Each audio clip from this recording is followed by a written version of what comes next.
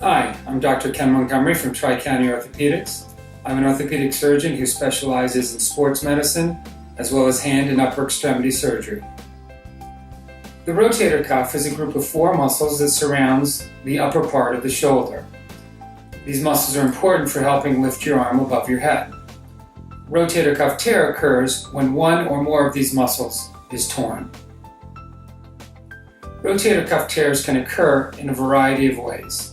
They occur frequently after a fall or an injury that occurs when we're trying to lift something heavy above our head, but they can also occur slowly over time, just simply as a matter of wear and tear for somebody who does a lot of activities or sports.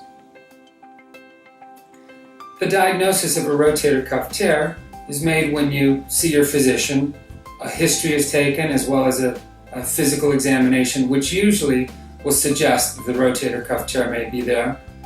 Ultimately, an MRI can be very helpful in helping to define the size of the tear and help determine the best approach moving forward. When surgery is indicated for a rotator cuff tear, it can be done either as an open procedure or an arthroscopic procedure. The open procedure involves making a small incision on the front of the shoulder and then taking the end of the tendon and sewing it back down to the bone. The arthroscopic procedure is a minimally invasive procedure that essentially does the same operation but through very small incisions in a less invasive technique. The advantages of shoulder arthroscopy to repair the rotator cuff over the open procedure is that because it's less invasive, it tends to be less painful, there's less bleeding, and that can make it so that the patient's more comfortable in the first few days after surgery.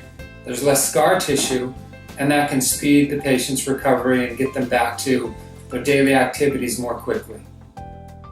After shoulder arthroscopy, we ask the patient to carefully use their sling for at least the first 4 to 6 weeks.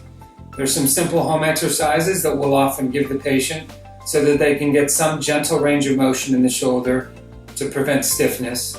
We ask them to take the pain medication, certainly for the first couple of days, so that they're comfortable. And then usually they'll come back to see us about a week after surgery so that we can check on their incisions, remove their sutures, and often begin their physical therapy.